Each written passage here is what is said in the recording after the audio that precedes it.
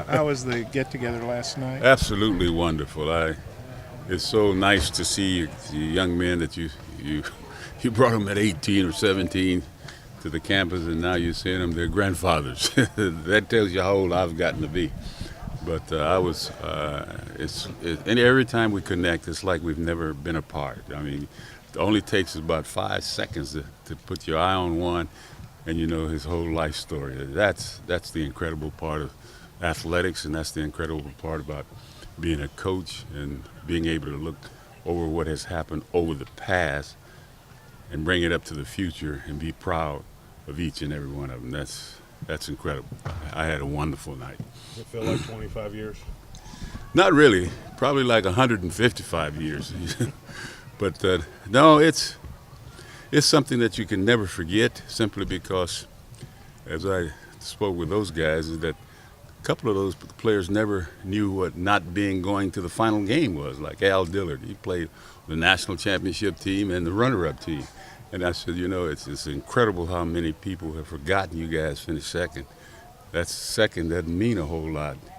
Today, market, anyone get a chance to be just to the final four is the greatest thing you can accomplish. And so that group that was here last night and will be here today had accomplished that, and that's just incredible. That you can never take away from. Was there any particular theme to the get-together last night, or that you guys were talking about, or? No, I don't think there was any. I think everyone had their stories. You know, it started off with a minnow, which is a small bait to fish with, and they turn into whales. You know, so, but that happens over a period of years when you're telling the story, and it just continued to grow. So I enjoyed the few they told last night on me, and I probably was probably worse than their nightmare that they'd ever had. But to me, that's how I build character and build toughness, and you know, it's a building process, and those processes you see them not when they're playing basketball, but after what happens, and that's our reward. To me, the coach's reward is what you see after it's over with, not during the period. Nolan, can you talk about the impact Rose had on these guys? You know, her influence on the players through the years. You know, Rose an incredible person when it came to my job and what I had to do and what she had to do to help me. You know, we were very fortunate to have Yvonne with us and our sons, but the thing that she was always very adamant about, if they came over to the house, I better not talk about basketball. Nothing. This is my house. Your gym is over there at Bud Walton. So she was that type of person, and I think the guys respected and liked that about her. We were a family that I had 3 jobs in my life. I won national championships at all 3 of them. And she's never been so proud of the fact that they asked me the question, and she laughed because she knew how happy I was when we won the national junior college championship. So you couldn't believe how happy you were. Yes, and when you won the NIT at Tulsa, you couldn't believe how happy you was.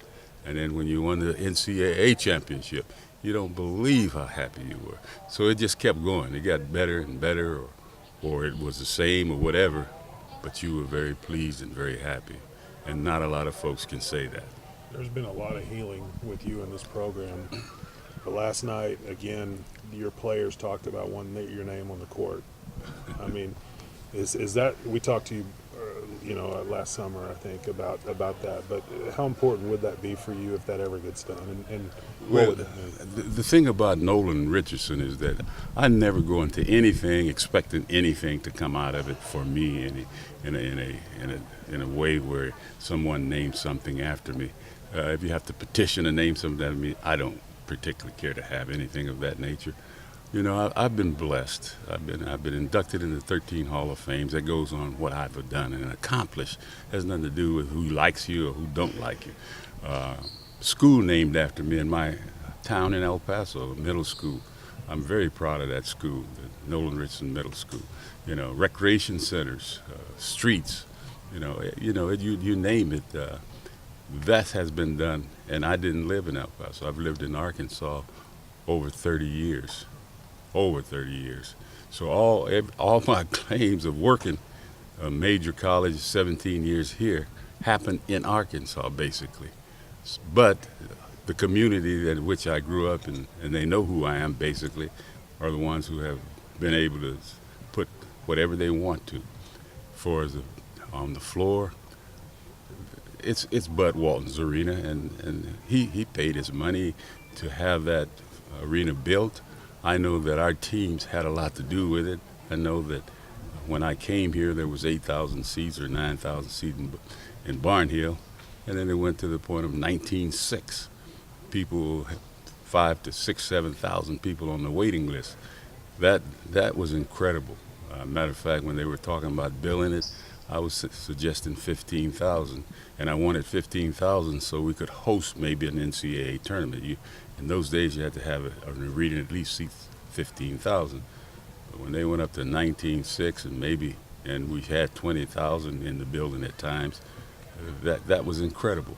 Of course, the days are not the same as it was yesteryear. You didn't have every game on television. You didn't have the price going up as high, maybe. You couldn't take your family of 4 to a game without spending tons of money. And our entertainment, that's why my game was an entertaining game. I enjoyed the way we played. Fans enjoyed the way we played. I don't think the opponent enjoyed the way we played, particularly when they came into Bud Walton Arena or Barnhill Arena. So I guess I don't know if I answered your question, but I wished I have. Hey, Coach, with that team, what was your practice?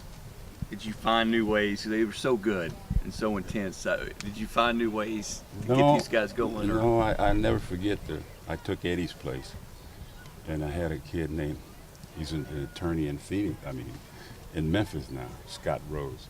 We were working out, and we weren't very good. Not at all. And my practices were 40 minutes of without a basketball. It was running, jumping, weightlifting. It was the whole 9 yards for the first 40 minutes. And Scott asked me a question. He said, "Do we do this every day?" I said, "Every damn day, until we get in our mind and our body in tip-top shape, the way I want to play. You have to be in shape the way I want to play. We're not walking it down, and we're not passing it 15 times before we take a shot. So you have to get in shape." So 40 minutes of hell became our theme, and it had been with me for many, many, many years, even when I was a high school coach, because some of my kids would say, "How come we never ran 40 minutes of hell, Coach, when you were here with us?" I said, "You did. Yours was 32. He just, so you say, "Yeah, you're right. We had 32 minutes. So that's how it all started, with the fact that we planned on giving the opponent the 40 minutes of hell, because we had already accepted it every single day in practice, and that's how it all evolved, And so it wasn't something that what can we name this? No, it just came about the way it came about, and I was very proud of the way it came about, because they knew that when we came to work, we came to work. When I crossed that line, and I think Al Dillard said it last night better than I could say it, is that he was a different man outside the line, yes. But when I stepped across that line, I didn't like you if you were my opponent. I didn't like the players if they were my opponents. I didn't like the officials, because I thought they were really our opponents. So, I grew up that way. I played in the times that none of you would even imagine what we had to go through to be even play on the court. I used to be a quarterback in high school, a little bit, and wanted to be a quarterback, and they wouldn't allow me to be a quarterback because I couldn't call the plays, which is what all the other quarterbacks did, was they sent them in. So it was always something that really bugged me about why it took me so long to get to where I was. And so there's an attitude that's developed, and that's important. And I tell our guys, attitude is the key to any successful person. It depends on what you let them have what they let you do or what they don't let you do. If they let us push and shell, let's push and shell. If they don't, then let's regroup and do something else. I listen to radios from time to time, and I listen to the way they describe the way we play. Can you play like they played in those days? No, there's too many timeouts. It's too this, it's too that. I love, those are the kinds of things that prep me to do what I do, because nobody else will do it. You know, I like doing what nobody else will do, and I like, they say you can't. When they say you can't, I turn that can't into yes, I can.